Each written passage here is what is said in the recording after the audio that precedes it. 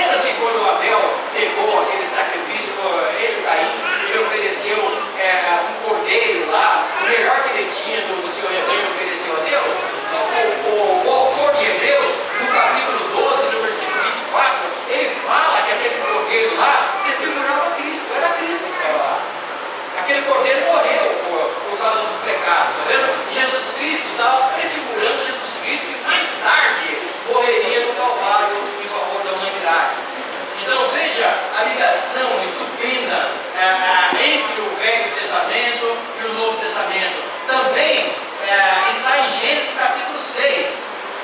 Pois a salvação na arca é um tipo, símbolo de salvação encontrada nele. Por meio dele, e poderemos assim prosseguir. Quando houve aquele dilúvio na terra, Noé construiu uma arca. Então aquela arca lá simbolizava também de alguma forma Cristo. Sabe por quê? Porque as pessoas que ficaram fora da arca morreram. A salvação foi trazida apenas para aquelas pessoas que estavam na arca. Noé, a sua esposa, os seus filhos e as suas noras. 8 pessoas estão na arca lá. Entendeu? Então o autor, ele fala que aquela arca lá prefigura Cristo. Hoje em dia, a salvação só podemos encontrar em Cristo. Tem muitas pessoas que estão procurando salvação em várias outras coisas por aí, mas não em Cristo. E quem está fora de Cristo não tem salvação. Entendeu? Então aquela arca lá que serviu para salvar aquelas pessoas lá, naquela época lá de Noé, ela prefigurava Cristo. E hoje, Jesus Cristo, só Ele pode salvar o mundo. Só Ele pode salvar as pessoas. É isso que a Bíblia mostra. Nós poderíamos fazer várias ligações aqui. Sabe por quê? Porque Jesus é o Redentor que havia de vir, o Salvador que de fato veio, e o Rei que virá novamente. Isto amarra as palavras dos 66 livros em um documento unificado. Todos os livros da Bíblia apontam para Jesus. Todos eles estão amarrados, unificados em torno de Jesus Cristo. Tá vendo? Então, o objetivo da Bíblia é exatamente isso: é apontar para Jesus, mostrar para a humanidade Jesus, mostrar que Ele é importante, que Ele é o responsável pela salvação do ser humano. E fora de Jesus Cristo não há salvação, não tem como ser salvo. Tá vendo? Mas, infelizmente, o mundo ignora essas passagens, ignora, por exemplo, esse ensinamento. É uma pena, mas, infelizmente, o inimigo, o Satanás, ele fica cegando a mente das pessoas e não permite que a palavra, a sã palavra, que pode realmente transformar a pessoa, que pode edificar a pessoa na sua mente. As pessoas realmente ignoram isso. Nós analisamos nesses 2 sermões 5 maravilhas da Bíblia, né? 5 pontos essenciais da Bíblia. A Bíblia, ela é antiga, mas sempre nova. Lembra que eu falei ontem?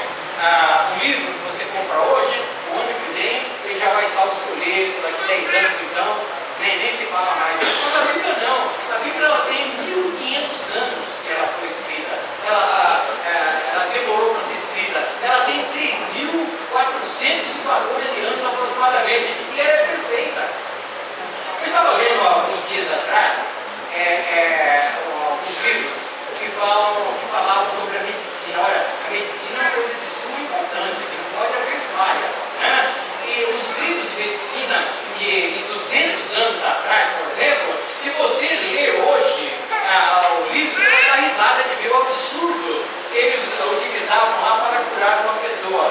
Hoje, se o médico de 200 anos atrás fosse trabalhar hoje aqui na cidade de São Paulo e usasse aquelas normas da medicina, ele seria preso na hora. Tá vendo? Por quê? Em 200 anos ficou obsoleto aquele livro lá, tá vendo? De medicina. Mas a Bíblia, ela tem 3.414 anos e continua atual. Tá vendo? Você abre a Bíblia e você vê que ela é atual. Ela não ficou ultrapassada, porque ela renova a cada dia. Por quê? Porque o autor da Bíblia é Deus. E Deus é o autor da criação humana, do mundo, do universo. Ela é antiga, mas sempre nova. Ela é poderosa em sua influência, mais terna em nos confortar. Ela é realmente poderosa. Ela pode transformar a vida das pessoas. E também, ao mesmo tempo,